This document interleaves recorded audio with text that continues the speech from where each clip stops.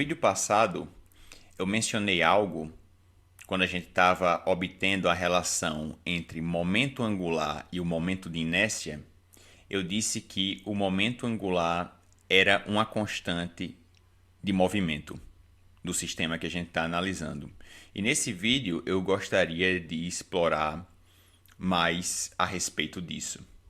Então, dizer que o momento angular é uma constante de movimento do sistema binário que a gente está analisando é a mesma coisa que dizer que o momento angular é conservado. Então, nesse vídeo, eu vou provar que o momento angular do sistema ele é conservado, certo? Então, eu tenho aqui o sistema, a representação dele, que a gente já tinha mostrado algumas vezes, né, nos vídeos anteriores.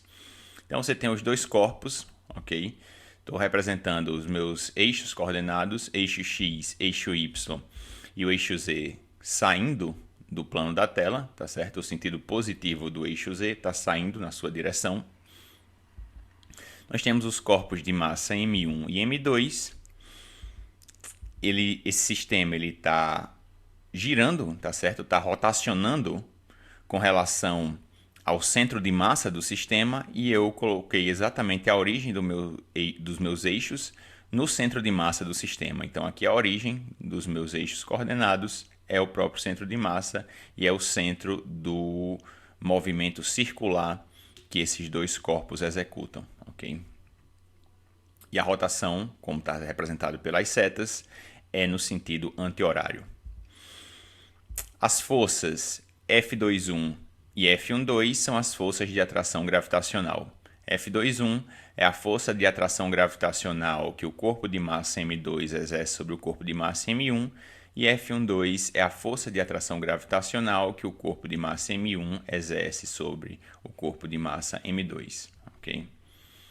Sempre lembrando, essas forças a gente representa sempre nos centros, né, dos corpos, porque o que na verdade vai interessar para a gente é esse ponto no centro de massa dos corpos, tá ok? A gente pode analisar essa situação como se toda a massa do corpo ela tivesse concentrada no seu centro geométrico, que é o seu centro de massa, ok? Então, de forma fundamental, a gente pode analisar essa situação como se fossem duas partículas de massa M1 e massa M2, onde o ponto que nos interessa é exatamente o ponto no centro desses corpos.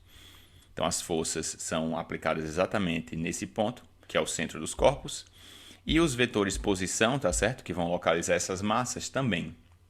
A gente vai localizar o corpo de massa M1 através de um vetor R1, tá certo? Que sai do zero e vai até o centro do corpo de massa M1, e um vetor R2 que sai da origem do nosso sistema e vai até o centro do corpo de massa M2. E utilizando esse esquema, a gente vai analisar como varia o momento angular ao longo do tempo. Para fazer isso, a gente vai ter que definir torque primeiro, tá certo? Então a gente vai fazer uma relação entre torque e como o momento angular desse sistema varia ao longo do tempo. Então, para fazer isso, eu tenho aqui a definição fundamental de torque, tá certo? Que torque é R vetorial F. Então, se eu quiser saber qual é o torque que esse corpo sofre ao longo desse movimento circular que é descrito pelo sistema, então o que é que eu tenho que fazer? Eu tenho que saber qual é a força que está atuando sobre esse corpo, é a força F21, e eu tenho que definir o vetor posição com relação ao meu eixo de rotação, certo? O eixo de rotação é exatamente o eixo Z, ok? Os corpos eles descrevem essa rotação com relação ao centro de massa e a gente tem esse eixo Z aqui exatamente saindo do plano da tela e é sobre esse eixo que os corpos eles rotacionam. Então eu defino esse vetor R1, tá certo? Que está ao longo do eixo X, mas ele sai aqui da origem dos três eixos, né? Eu representei ele um pouquinho acima aqui com relação à coordenada Y, porque senão ele ia ficar sobreposto ao vetor força, né? Mas todos os vetores estão representados aqui nessa figura, tanto as forças F21 como F12, como os vetores R1 e R2, tem apenas componentes x, ok? Tem apenas componente x e os corpos executam uma rotação com relação a esse eixo z que está saindo do plano da tela. Então eu defino esse vetor R, ok? Que sai da minha origem e vai até o centro do corpo. Então eu preciso fazer o produto vetorial entre R1 e a força que atua sobre o corpo de massa M1, que é F21. E para isso eu aplico a regra da mão direita, né? Para saber qual é a direção desse vetor torque. Outra forma, se eu não quiser, nessa situação que a gente vai estar analisando, aplicar a regra da mão direita, eu posso ver como se comporta o módulo do torque, tá certo? Para essa massa M1, e posteriormente a gente vai fazer para a massa M2, que é escrevendo exatamente qual é o módulo, tá certo, de um produto vetorial. Então, quando eu tenho um vetor 1 fazendo um produto vetorial com um vetor 2, o módulo desse produto vetorial é dado pela multiplicação dos módulos dos vetores vezes o seno do ângulo entre eles. O que é que acontece para as duas massas, né? Se você fizer a regra da mão direita, você vai ter a mesma conclusão que a gente vai obter analisando esse módulo, tá certo? Num produto vetorial, o que importa para a gente ter um produto vetorial diferente de zero é se os vetores têm componentes perpendiculares um ao outro, ok? Nesse caso aqui, a gente vê que tanto o vetor força como o vetor posição, certo? Tanto F21 como R1, eles estão exatamente na mesma direção. Okay? Estão em sentidos opostos, ok? F21 está no sentido positivo e R1 está no sentido negativo do eixo X, ok? Mas eles estão exatamente na mesma direção, que é a direção dada pelo eixo X. Então, eles não têm componentes perpendiculares, certo? Então, pela regra da mão direita, esse produto vetorial é zero, é nulo, tá certo? O produto vetorial vai dar um vetor nulo. Pelo módulo, como é que a gente vê isso? Pelo módulo, a gente ia pegar o módulo do vetor R1 vezes o módulo daquela força, né, do vetor F21, e ia multiplicar pelo seno do ângulo entre eles. Quando os vetores eles são antiparalelos, estão na mesma direção, mas apontam em sentidos opostos, qual é o ângulo que eles formam um com relação ao outro? É 180 graus, certo? Se você faz seno de 180, quanto é que você obtém? Zero. Ok? Então, o torque, né? O módulo do torque que o corpo de massa M1 sofre nesse sistema binário é exatamente zero.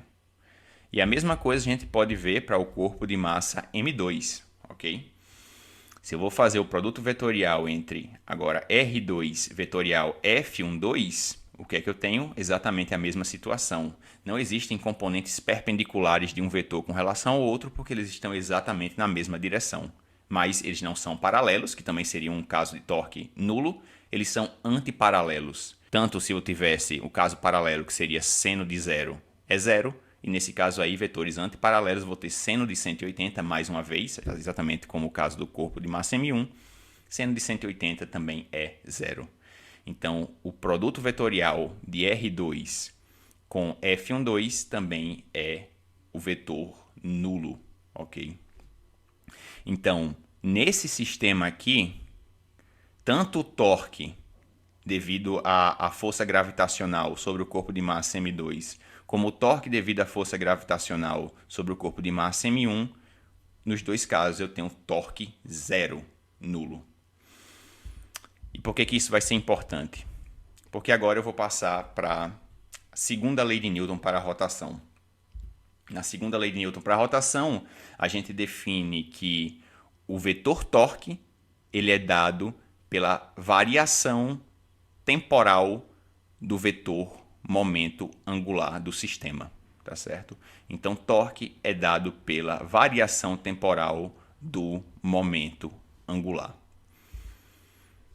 Se o torque sobre os componentes do sistema é nulo, certo? Então, o que é que eu posso concluir? Pela segunda lei de Newton para a rotação, que a variação do momento angular total do sistema com relação ao tempo é zero, ok?